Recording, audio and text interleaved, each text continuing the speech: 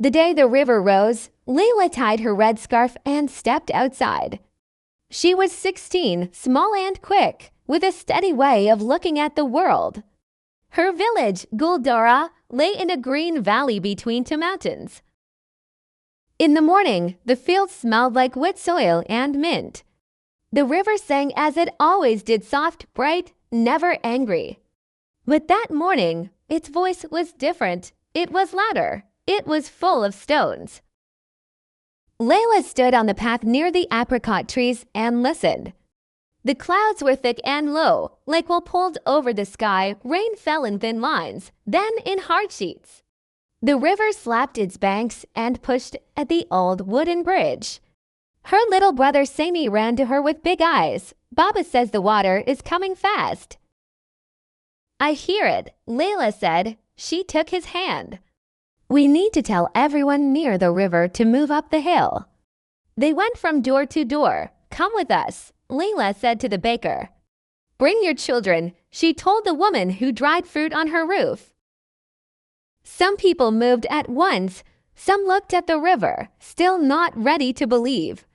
The bridge had stood for many years. The river had always made noise in spring. But the rain was heavy and the mountain snow was melting. The river was not singing, it was shouting. At the last house by the water lived Aunt Soraya, an old woman with a loud laugh and a sore knee. She waved a hand from her doorway. I am fine, child. I will come later. Come now, Layla said, please. She did not raise her voice, but her face was firm. She went inside, took Soraya's shawl, and put it around the old woman's shoulders. Sammy, take her basket. Soraya looked at the river and sighed. You are right, girl. I had better listen. They walked up the hill, and other people joined them. Men carried sacks of rice. Women held sleeping babies under their coats. Children pushed a cart full of blankets. The air smelled like rain and fear. At the top of the hill stood the school, a long, simple building with blue doors. The teacher, Mr. Hamid, opened the largest room and told everyone to come inside. He counted the children, then counted again. Where is Farid's little sister? He asked.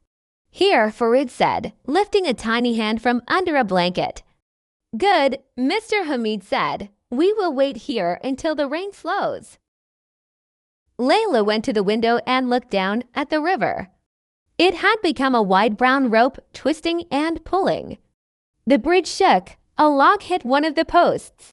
The old wood cried, then broke. The bridge gave a long, tired sound and fell into the water. Several people shouted. Mr. Hamid closed his eyes for a moment. We will need help from the town, he said. The road on the other side is gone now. How will we call? Someone asked. The storm had cut the phone lines many times before. The radio in the school sometimes worked, sometimes did not. We have the old hand radio in the clinic, said the nurse, Layla, if it still works. The clinic is near the river, a man said. No one should go down there now. Layla looked at the hill, the river, the broken bridge, the faces in the room. She felt a slow, quiet heat in her chest, like a small fire that waits and then burns clean. I will go, she said. I can move fast. I know the path behind the almond trees. No, Mr. Hamid said at once. It is too dangerous. It is dangerous for everyone if we cannot call for help, Layla said. She turned to Sammy. Stay with Aunt Soraya. Do not follow me. Sammy started to speak, then saw her face and closed his mouth. He nodded. Come back soon. Layla pulled her scarf tight and stepped into the rain. The path to the clinic ran along the edge of the hill and down through a small grove. The ground was soft under her shoes, and the world was gray and wet. She set each foot carefully. The river roared to her left. I hear you, she whispered to it, but I am busy. She passed the almond trees, their white flowers scattered like little stars on the dark ground. A thin waterfall had grown on the rock wall ahead of her. She ducked under it, cold water hitting her neck, and reached the clinic. The clinic door was stuck. The wood had swelled. Layla pushed with her shoulder. It opened with a groan. Inside, the room smelled like alcohol and dried herbs. Shelves stood against the walls with bandages, bottles, and a small black radio with a metal antenna. She tried the radio. It did not wake. She checked the batteries. They were old. She looked around, found a box, and dug through it with quick hands. At the bottom, a new set of batteries waited like hidden treasure. She changed them and tried again. Town station, the radio said, cutting in and out like a voice on a windy day. "This is Guldara," Layla said. "The river broke the bridge. We need help at the school. Many people are here." Static answered. Then a man's voice came clear. "Guldara, we hear you. Can you mark a safe landing place? We have a small rescue truck with a cable and a boat. We will leave at once, but the road is hard. Keep talking to us." The football field, Layla said. "On the hill, near the school." "We copy that." Layla took a small first aid bag, bandages, ointment, a roll of tape, and put it across her shoulder. She looked once more at the river. It was fierce but did not surprise her anymore. Some things in life shouted. It was the quiet work that changed them. On her way back, a stone slid under her foot. She dropped to a knee, caught herself, and stood. Her heart beat hard, then settled. At the edge of the grove, she saw a boy on the path. He was little, maybe 4, with a yellow toy truck in his hand. His hair was wet and stuck to his head. "Where are you going?" Layla asked. "Home," he said. "Mama is sleeping." Layla knelt. "What is your name?" "Yusuf." "Yusuf, home is too close to the river. Come with me. We will find Mama soon." He looked at the truck, then at Layla's face. He took her hand. They climbed the hill. The wind pushed at their backs, almost helpful. At the school, people crowded around her. What did they say? Will they come? How long? "They are coming," Layla said. "We must prepare the football field. Take the goats to the far side. Move the carts. Make space." The men went at once. The children watched with wide eyes. Layla looked at their faces, tired, wet, afraid. She had no blanket to give, but she had her voice. "Let's make a circle," she said to the children. "We will play a game. I will start a story, and each of you will add one sentence." "What story?" a girl asked. "A story about a little boat," Layla said. "A brave boat that wants to carry everyone to safety." The children sat on the floor and leaned in. Layla began, using simple words and a calm tone. "Once there was a small boat. The boat was not big, but it was strong. It had a bright blue rope and a little bell that rang when waves touched it." Each child added a line. The story moved like a quiet river inside the noisy storm. The room warmed with breath and soft laughter. Even some adults came close and listened. Fear did not leave, but it stepped back a little to make space for hope. The rescue team arrived in the late afternoon. The truck climbed the muddy road like an animal with strong legs. Men in bright jackets jumped out and ran to the field. They shot a cable across a narrow part of the river where the ground came close on both sides. A metal chair hung from the cable. One by one, they pulled people across, first the very young, then the very old, then the injured. Layla moved up and down the line, checking shawls, tying ropes, speaking to each person. "You are safe," she told a shaking boy. "Breathe with me, in and out. You will go next," she told Aunt Soraya. "Hold the sides. Look at me, not at the water." Soraya smiled a small smile. "Bossy girl," she said, but her eyes were soft. When it was Layla's turn, she stepped into the chair and felt the cable hum under her.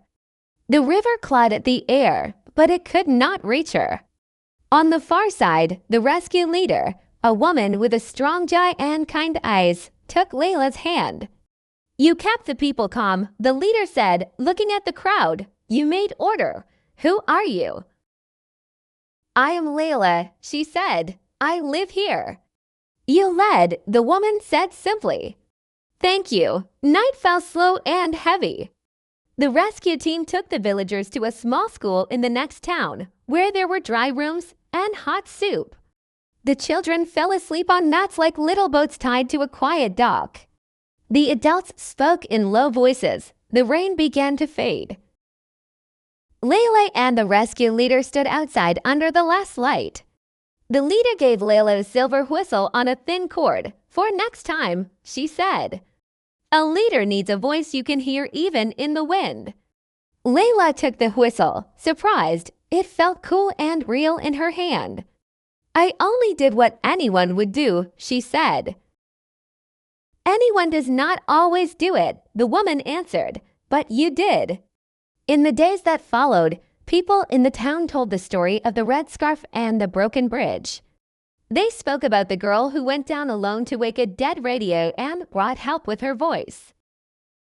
They spoke about the circle of children and the little boat with the blue rope and the bell that rang, and how fear stepped back to make space for hope. Workers came with wood and stone. They began to build a new bridge, stronger than the old one. The school in Guldara dried its floors and opened its doors again. Layla helped the nurse clean the clinic and put the bottles back on the shelves. She climbed the hill with Sammy to look at the river. It had returned to its old song, softer now, as if tired from shouting. The mountains stood the same as always, quiet, patient, watching. "Were you afraid?" Sammy asked. "Yes," Layla said, "but fear is not a stop sign. It is a hand on your shoulder that says, 'Walk carefully,' so I walked carefully." Sammy looked at the new bridge and tried to spit like a man. It landed on his shoe, and he made a face. Layla laughed, the kind of laugh that makes the air better. She put the whistle to her lips and blew. The sound was bright and clean. It ran across the water and came back from the rocks like a promise.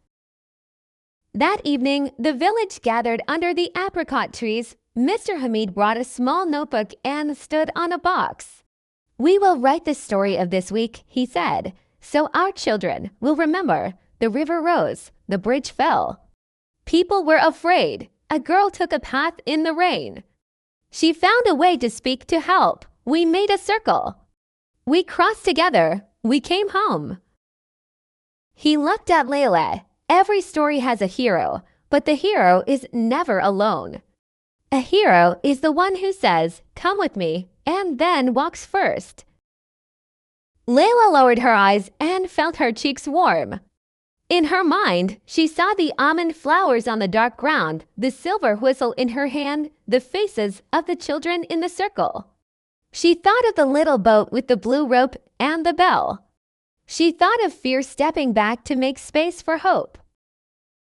When the meeting ended, she stayed outside for a moment. The stars were new and shy in the clean sky.